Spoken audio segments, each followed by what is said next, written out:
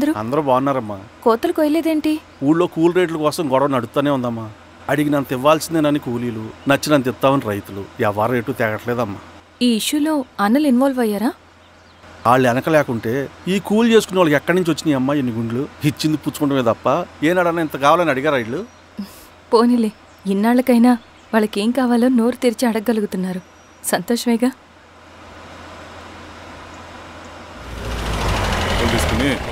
మీదటైనా జాగ్రత్తగా ఉంటుంది.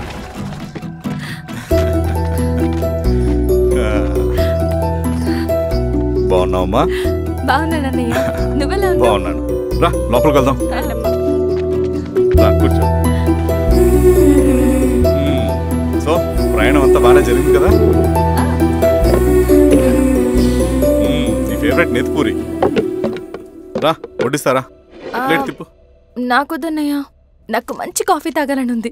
అమ్మో, నీకు నచ్చినట్టు కాఫీ చేయాలంటే ఆ దేవుడి దిగి రావాలి తల్లి. ఏంటో అన్నయ్య, మంచి కాఫీ తాగకపోతే ఇక ఆ రోజంతా అదోలా ఉంటుంది నాకు. రేయ్ సామి, అర్థమైంది. శిరీష్ అమ్మకి మంచి కాఫీ కావాలి, అంతేగా నేను వెళ్ళి పట్టుకొచ్చేస్తా. ఎక్కడికి స్వామి? మన ఊళ్ళో మెగాస్టార్ హోటల్ ఉందమ్మా, అందులో కాఫీ చాలా బాగుంటుంది. నేను వెళ్ళి పట్టుకొచ్చేస్తా. స్వామి, కాఫీ అంటే అక్కడికి వెళ్ళి వేడి వేడిగా తాగాలి. నేను వస్తాను పద. అవునమ్మా, అక్కడ నేను కూడా తాగాను, చాలా బాగుంటుంది. వెళ్ళు. థ్యాంక్ యూ అన్నయ్య. పాడుతూ పాడుతూ పని చేస్తాం. కాఫీ బాగుంది. ఎవరు చేశారు? మా రవణ పెట్టాడమ్మా. రవి? ఎవరు రమ్మను? రవణ మేడం పిలుస్తున్నారు.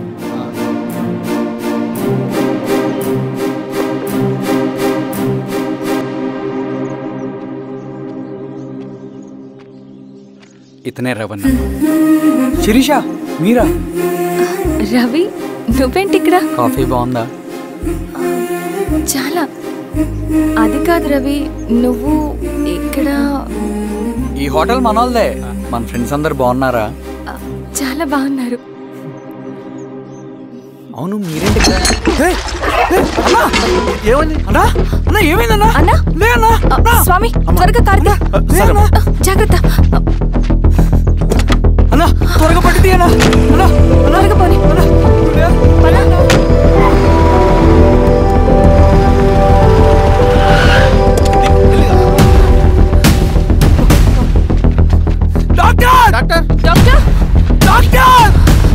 ఏమైంది డాక్టర్? త్వరగా చూడండి డాక్టర్. లోపలికి తీసుకురండి.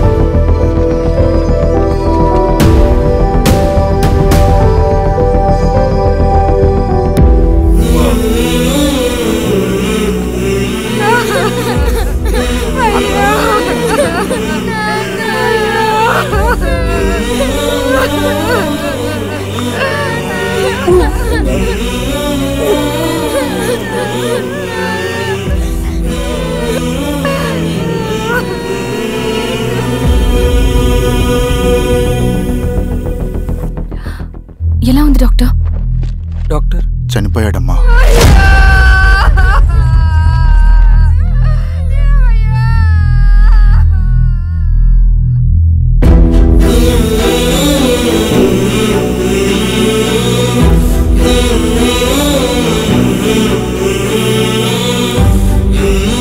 ఆ పేపర్స్ ఏంటి రవి? అతని భూమికి సంబంధించిన పేపర్స్. ఒక సంవత్సరం నుంచి ఈ పేపర్స్ పట్టుకుని ప్రతిరోజు ఎంఆర్ ఆఫీస్ చుట్టూ తిరిగేవాడు. భూమిని తాకట్టు పెట్టి అప్పు తీసుకున్న పాపానికి టైంకి వడ్డీ కట్టలేదని అప్పిచ్చిన ఆ దొర ఎంఆర్ఓ ఆఫీస్లో లంచం ఇచ్చి భూమిని తన పేరు మీద రాయించుకున్నాడు. ఈ ఎంఆర్ఓ ఆఫీస్లో ఎవరు నిజాయితీగా పనిచేయట్లేదండి. చెట్టు కట్టి నరకాలు ఒక్కొక్కడిని. నరికేడవేంటి రవి? నువ్వు కాగితం మీద ఒక బొమ్మ గీస్తావు, ఒక చోట సరిగ్గా రాదు, ఏం చేస్తావు? ఎరేజర్తో సరిచేస్తావా, లేకుంటే ఆ పేపర్ని చింపేస్తావా? మరి మనుషుల విషయంలో ఎందుకు రాదు ఆ ఆలోచన? తప్పు చేసిన ప్రతి ఒక్కరిని నరుక్కుంటూ పోతే చివరికి మిగిలేది మనుషులు కాదు, శవాలు.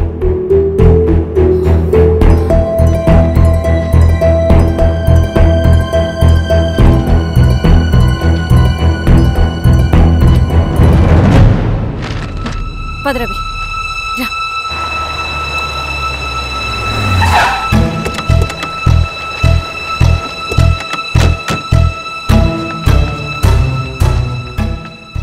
పానుకోటి నర్సయ్య ల్యాండ్ ఎవరు చూస్తున్నారు? మీరెవరు?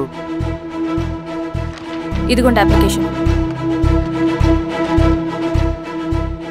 ఇది డిస్ప్యూట్ ల్యాండ్, ఎవడేం చేయలేడు.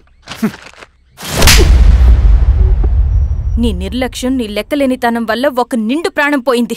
ఒక కుటుంబమే రోడ్డు మీద పడింది తెలుసా? ఏంటో మా గొడవ?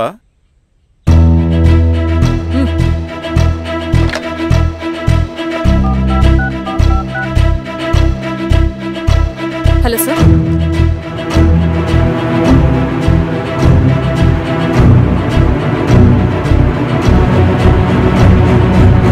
Okay sir. You are dismissed. Peon, నేను ఒక పేపర్ ఇస్తాను, అది కలెక్టర్ గారికి ఫ్యాక్స్ చేయి. అలాగే మేడం. ఎవరమ్మా మీరు? ఈ ఊరికి కొత్తగా వచ్చిన ఎంఆర్ఓ.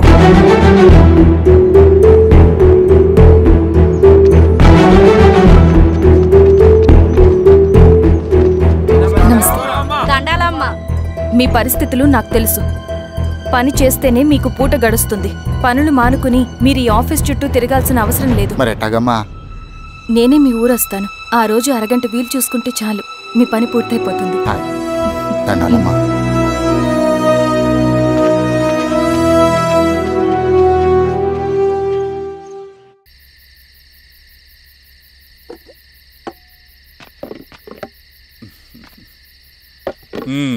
ఎంఆర్ఓ గారు, ఏంటి ఛార్జ్ తీసుకున్న మొదటి రోజే ఆఫీస్లో మీ పవర్ చూపించారట? అన్నయ్య, నువ్వు సస్పెండ్ చేసిన వ్యక్తి నా దగ్గరికి వచ్చాడమ్మా. పాపం కన్నీళ్లు పెట్టుకున్నాడు. అతడి వల్ల నష్టపోయిన ఒక వ్యక్తి నా కళ్ళ ముందు చనిపోయాడన్నయ్య. కన్నీళ్లు ఎన్నిసార్లు తుడుచుకున్నా పోతాయి, కానీ వీళ్ల నిర్లక్ష్యంతో పేదవాళ్ల ప్రాణాలే పోతున్నాయి. అన్నయ్య, మనూరి సమస్య పేదరికం కాదు, నక్సలిజం. నాలాంటి ప్రభుత్వ ఉద్యోగులు వాళ్ళ డ్యూటీలు సక్రమంగా చేయకపోవడం వల్ల విసిగిపోయిన జనం అడవిలో వాళ్ల హెల్ప్ తీసుకుంటున్నారు. ఒక వ్యవస్థ ఇక్కడ సరిగ్గా పనిచేయనందుకే మరో వ్యవస్థ అక్కడ పుట్టింది. అందుకే నా పన్నం చేయనివ్వండి. స్నానం చేసిరండి, భోజనం చేద్దాం.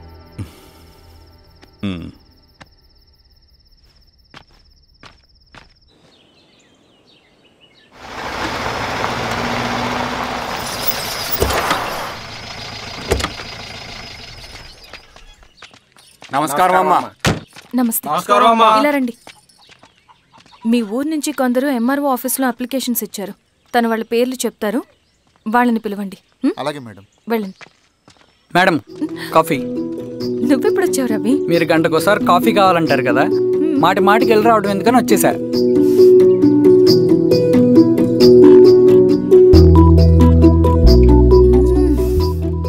రవి, ఈ కాఫీ కోసమైనా నిన్ను పెళ్లి చేసుకోవచ్చు. అదేంటి అలా అనేసారు? That's a compliment. భలే వారండి బాబు. నమస్కారం. రండి రండి. ఎంఆర్ఓ శిరీషారెడ్డి గారు. శిరీషారెడ్డి? శిరీషానే పిలవచ్చుగా. అమ్మమ్మ, పులికి పంచాలాగా సింహానికి చూలాగా అది మన ఐడెంటిటీ, అదంతా ఉండాలి. సరే బాబాయ్, నేను ఫ్రెష్ అయ్యేస్తాను, మీరు కానివ్వండి. అయినా ఈ కాలం చదువుకున్న ఆడపిల్లలతో మాట్లాడటం చాలా కష్టం. చుట్టుపక్కల శిరీష్ కొన్న ఇమేజ్ మనకి చాలా మంచి అయింది ఈశ్వర. నేను అడగకముందే పార్టీ హైకమాండ్ సర్వే చేయించి నీకే ఫేవర్గా ఉండడం వల్ల టికెట్ ఇచ్చింది.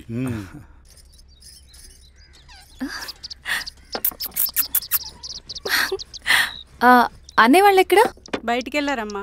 ఓ, బయటికి వెళ్ళారా? రవిని పిలు. అలాగే మేడం. రవి రా రా, కూర్చో. పర్లేదు మేడం. మేడం ఏంటి, శిరీషానే పిలవచ్చుగా. అది కాదండి, ఎవరైనా చూస్తే. కూర్చోవయ్యా. ఇది ఆఫీస్ కాదు రవి, మా ఇల్లు. వడ్డించు. సరే అమ్మా. రవి, అడవిలో నక్సల్స్ ఎక్కడుంటారో తెలుసా నీకు? ఏంటి శిరీష? అడవిలో నక్సల్స్ ఎక్కడుంటారో తెలుసా నీకు? ఎందుకు శిరీష గారు? తెలుసా తెలీదా? నాకెలా తెలుస్తుందండి? చూచాయిగా ఆయన తెలీదా? సరే, ఎక్కడుంటారో నాకు ఐడియా ఉంది. సాయంత్రం ఇద్దరం కలిసి వెళ్దాం. అది కాదండి. నువ్వు వస్తున్నావు అంతే. తిను. ఇది ఎక్కడ కూడా రా బాబు. సడన్గా నక్సల్స్ అంటుంది, అడువంటుంది. కొంప తీసి నా మీద అనుమానం వచ్చిందే ఏంటి? రవి, ఇక్కడే ఆపొకసారి. ఎందుకు ఇప్పుడు ఈ టైంలో అడ్వెంచర్లు? ఇప్పుడు జరగరాంది ఏమైనా జరిగితే రేపు మీ అన్నయ్యకి తెలిస్తే బాగోదు. రవి, చుట్టూ చూడు. పైన వెన్నెల, పక్కనే అడవి. అబ్బో, ఎంత బ్యూటిఫుల్ గా ఉందో. అవునా? అవునా ఏంటి? అసలు ఎప్పుడు చూసినా ఎందుకలా డల్ గా ఉంటున్నావు? కాలేజ్లో ఇలా ఉండేవాడివి కాదు కదా, ఏమైంది? అది ఒక్క నిమిషం. హలో మేడం, పేషెంట్కి అర్జెంటుగా ఏ పాజిటివ్ బ్లడ్ కావాలి మేడం. రవి, అర్జెంటుగా హాస్పిటల్కి పోనీ. ఏమైంది? పోనీ. రండి మేడం, ప్లీజ్ రండి. పోలీసులకి నక్సల్స్కి కాల్పులు జరిగాయి. ఆ కాల్పుల్లో గూడెం కుర్రాడు ప్రాణాపాయ స్థితిలో ఉన్నాడు. తన బ్లడ్ మీ బ్లడ్ సేమ్. ఆ బ్లడ్ గ్రూప్ మా హాస్పిటల్లో లేదు. అందుకే మీకు కాల్ చేశాను. ఓ అవునా? అవును మేడం. పదండి డాక్టర్. Thank you madam.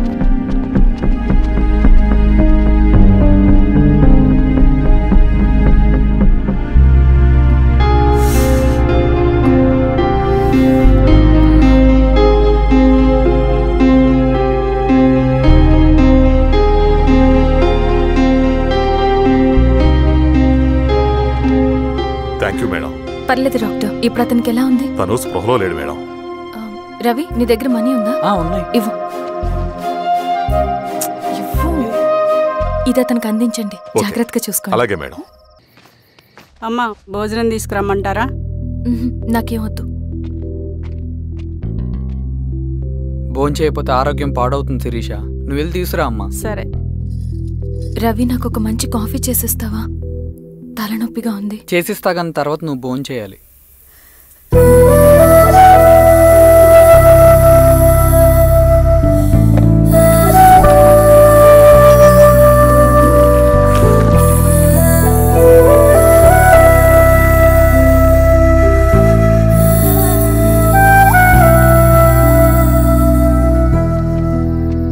మీరేంటిలా? మంచినీళ్ళ కోసం వస్తున్నాను. ఓ, లోపల ఉన్నాయి, పదండి.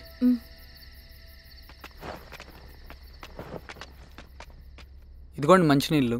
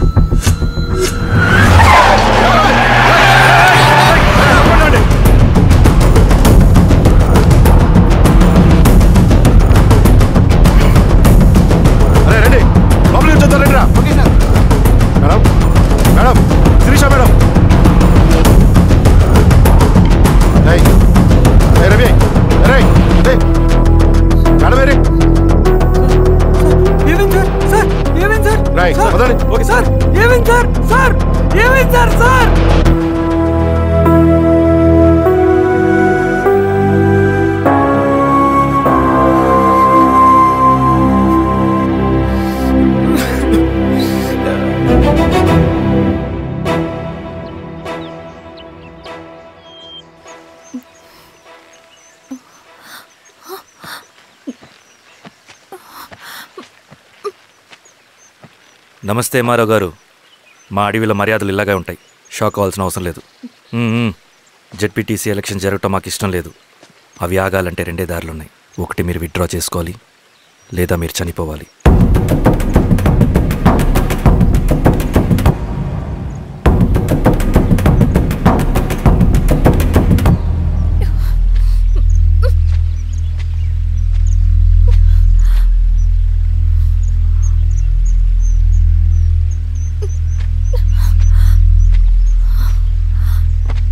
సెంట్రల్ కమిటీ మీటింగ్ ఉందని కబురు వచ్చింది. మేము వచ్చేలోపు ఎలక్షన్స్ ఆగిపోయే న్యూస్ రావాలి.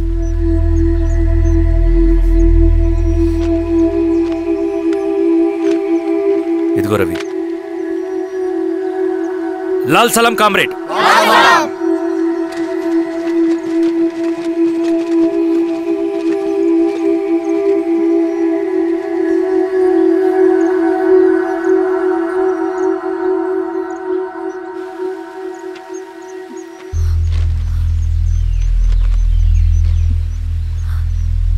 ప్రపంచంలో గొప్ప వాళ్ళ చావులన్నీ నమ్మక ద్రోహంతోనే జరుగుతాయని నిరూపించావు రవి. అన్నయ్యని కూడా అచ్చం ఇలాగే చేస్తావు కదా? ఎందుకు రవి? ఏం జరిగింది? అన్నీ బాగుంటే దేశం తరపున బ్యాడ్మింటన్ ఆడేవాడిని.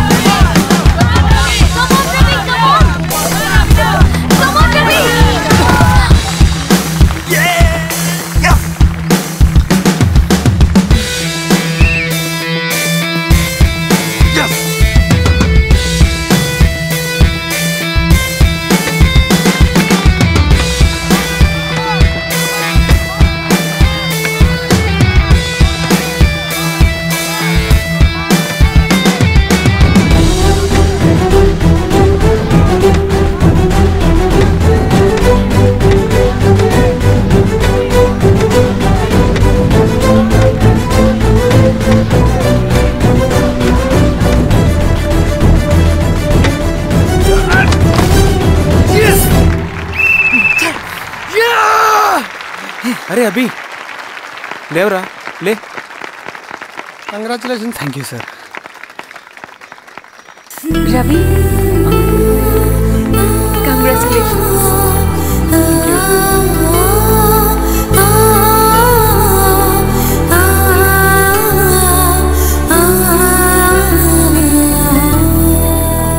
సార్, గంగినేని వెంకటేశ్వరరావు గారి ఎర్రజెండ పుస్తకం ఎక్కడుంది? రవి దగ్గర ఉందమ్మా.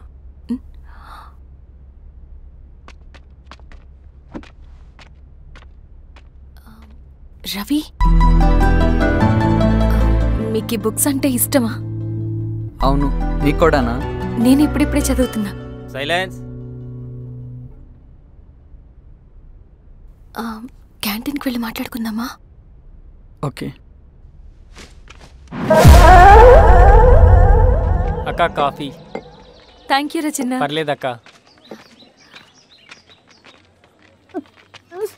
అయ్యో, కాఫీ అస్సలు బాలేదు. 1 మినిట్, ఇప్పుడే వస్తా. ఎక్కడికి? ఇక్కడికే వచ్చేస్తా. 1 మినిట్ అండి.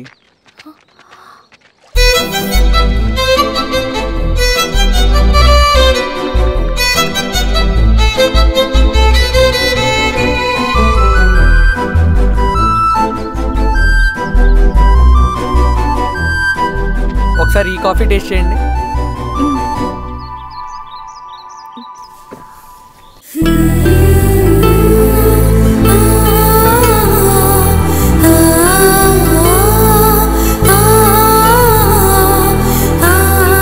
చాలా బాగుంది.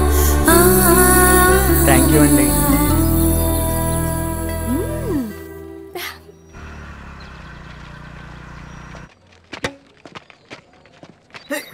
Wow sir. ఇటురా Ravi. Congratulations Ravi. Sir, state badminton training కి సెలెక్ట్ అయ్యావు నువ్వు. Sir, thank you sir. Career. నువ్వేమో ఇక్కడ కూర్చొని ఆడుకుంటున్నావు, వాడేమో state level training select అయ్యాడ్రా.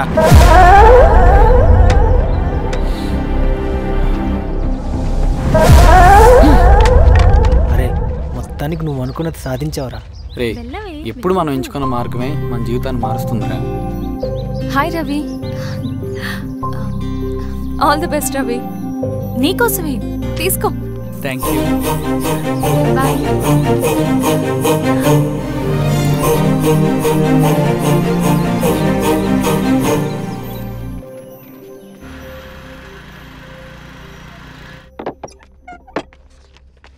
Sir రమ్మన్నారంట. ఎందుకలా చేసావు రవి నువ్వు? ఏవేం సార్, నేనేం చేశాను? ఇదేమిటో చూడు. Question paper sir. అవును, రేపు జరగబోయే టర్మ్ ఎగ్జామ్ పేపర్. నువ్వు లీక్ చేసిన పేపర్. సార్ అసలు నువ్వు ఇలా చేస్తావనుకోలేదు. సార్ నేను క్వశ్చన్ పేపర్ లీక్ చేయట్లేదు సార్. నేను అంతా చదువుకుంటూ రూమ్ లోనే ఉన్నాను సార్. నన్ను నమ్మండి సార్. ఈ జెర్సీ నీదే కదా? సార్ అది నాదే, కానీ దీనికి నాకేం సంబంధం లేదు సార్. నన్ను నమ్మండి సార్. మల్లయ్య సార్, నిన్న రాత్రి ఏం జరిగింది? Sir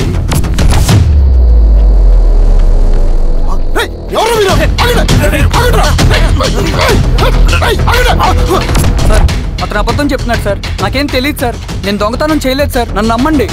I'm very sorry Ravi, నేనేం చేయలేను. తప్పు నువ్వే చేసావని అన్ని నీ వైపే ఉన్నాయి. నిన్ను రెస్టికేట్ చేయడం తప్ప నాకు వేరే ఆప్షన్ లేదు. సార్ అంత పని చేయమాకండి సార్.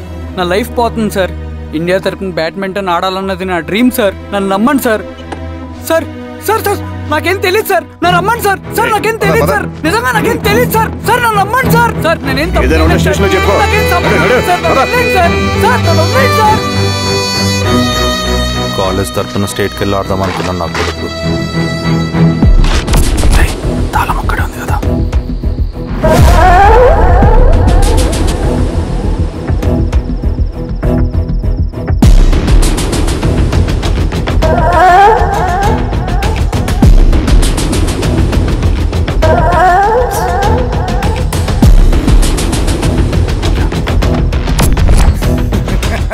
రేపు జైల్లో ఆడుకుంటారు బ్యాడ్మింటన్.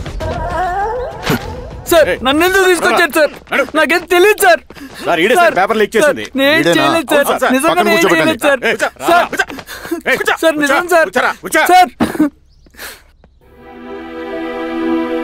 రేయ్, నీ తరపున ఎవరు లేరా? వచ్చి ఫోన్ చేసుకో త్వరగా.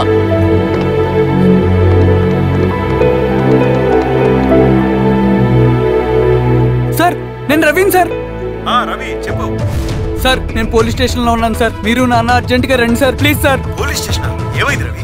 ముందు మీరు రండి సార్ ప్లీజ్. నేను చెప్తాను సార్. సరే సరే వస్తున్నా. వెళ్ళి కూర్చో. సార్ అయ్యా దండలయ్యా. రే రవి నాకేం తెలియదు. నీ కొడుకు క్వశ్చన్ పేపర్స్ దొంగతనం చేసి దొరికిపోయాడు. ఎఫ్ఐఆర్ రాసి కేసు పెడితే జైలు శిక్ష పడుతుంది. అలా కాకుండా కేసు క్లోజ్ చేయాలంటే 2 లక్షలు కావాలి. వెళ్ళి తీసుకుంట్రా. అర్థమైందా? ఏయ్, నా సంగతి నీకు తెలుసు కదా. లోపలేస్తే 10 సంవత్సరాలు బయటికి రాడు. వెళ్ళి డబ్బులు కొట్టరా.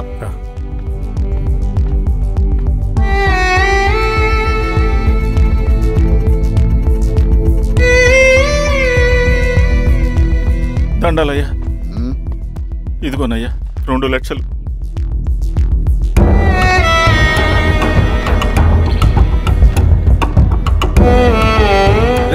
అని పంపించండి రా.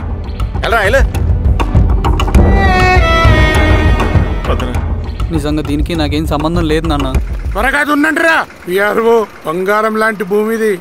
అరే ఏంకన్నా పటేల్ మీ పొలం దున్నేస్తున్నాడు. పటేల్ మా పొలం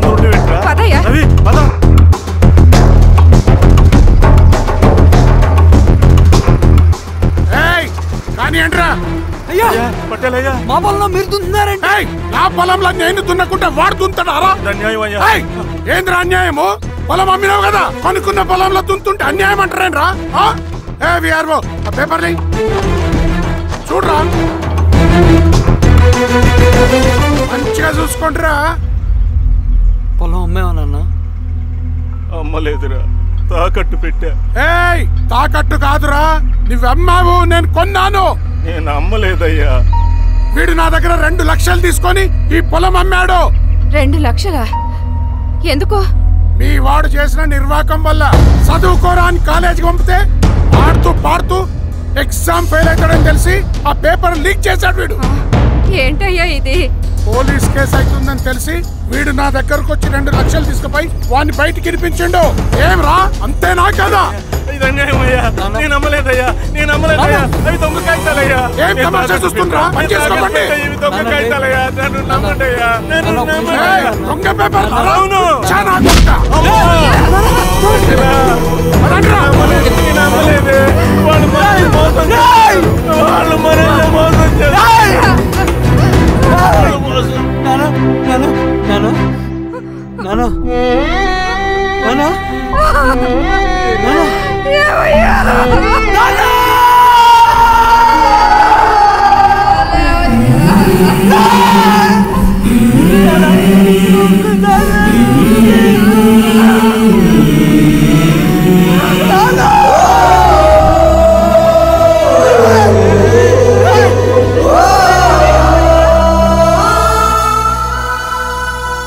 నాన్న చనిపోయిన తర్వాత మా భూమి కోసం వెళ్ళి పై అధికారులను కలిశాను, కానీ వాళ్ళు కూడా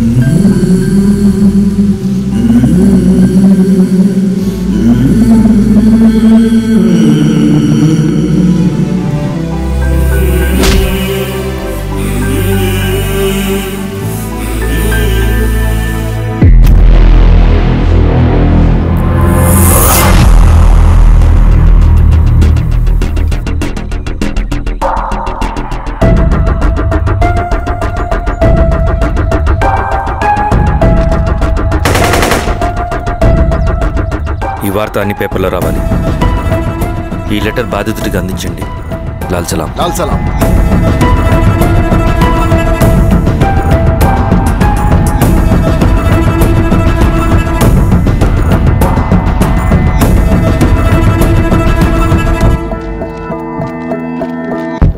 ఈ పీడిత భూస్వాముల నుండి విముక్తి కోసం విప్లవ పోరాటం చేయాలి. పేద ప్రజలను సమసమాజం వైపు నడిపించాలి. దళం నిన్ను ఆహ్వానిస్తుంది. రా, జనం కోసం పోరాటం చేద్దాం. లాల్ సలాం.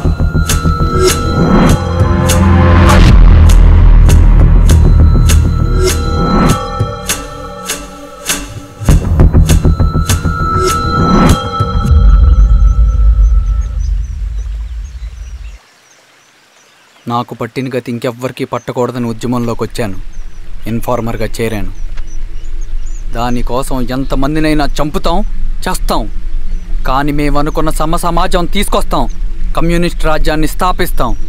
సమసమాజమా అంటే? రష్యాలో, చైనాలో, వియత్నంలో మా కమ్యూనిస్టులు విప్లవం ద్వారా సాధించిన ఆదర్శ సమాజం. Lenin, Stalin, Mao, Che Guevara, Fidel క్యాస్ట్రోల్ సృష్టించిన కులాలు, మతాలు, వర్గాలు, వర్ణాలు లేని ఒక సామ్యవాద స్వర్గం. అదే మేం కలలుగనేది. దానికోసమే మేం పోరాడేది. నాకు తెలిసి నాజీ పార్టీలో గోబెల్స్ తర్వాత అంత ప్రొపగాండా మీ కమ్యూనిస్టులు తప్ప ఈ ప్రపంచంలో ఎవ్వరూ చేసుండరు. ఉక్కు మనిషి స్టాలిన్, మానవీయుడు మావో, ఎర్ర జెండా వెలుగు ఇలాంటి కమ్యూనిస్టు పుస్తకాలు చదివితే ప్రపంచవ్యాప్తంగా కమ్యూనిస్టులు సాగించిన మారణ హోమాల గురించి నీకు తెలీదు రవి. స్టాలిన్ మొత్తం ఎంతమందిని చంపాడో తెలుసా? 2 కోట్ల మందిని. మనుషుల్ని చంపడంలో హిట్లర్నే మించిపోయాడు. చాలా మందిని సైబీరియన్ లేబర్ క్యాంపులకు పంపి దారుణంగా హింసించి మరీ చంపేశాడు. 2వ ప్రపంచ యుద్ధంలో బెర్లిన్ని ఆక్రమించిన రష్యన్ సైనికులు 8 ఏళ్ల నుండి 80 ఏళ్ల వయసులో కంటికి కనపడిన ఏ స్త్రీని వదలకుండా సామూహిక మానభంగం చేశారు. అది కూడా మీ కమ్యూనిస్ట్ దేవుడు స్టాలిన్ హయాంలోనే జరిగింది. ఇక మీ మావోయిస్టుల భగవంతుడు China chairman Mao Zedong great leap forwarded cultural రెవల్యూషన్ల పేరుతో 14 నుంచి 20 మిలియన్ల ప్రాణాలని పొట్టన పెట్టుకున్న మహానుభావుడు. ఇది మీ కమ్యూనిస్ట్ దేవుళ్ళు రాసిన రక్త చరిత్ర. ఆ దేశాలలో పేపర్లు ఉండవు, టీవీలు ఉండవు, స్వతంత్రమే ఉండదు. 1962లో చైనా మన దేశం మీదకి దాడి చేసి భూభాగాన్ని ఆక్రమించినప్పుడు ఒక్కరు కూడా నోరు మెదపలేదు.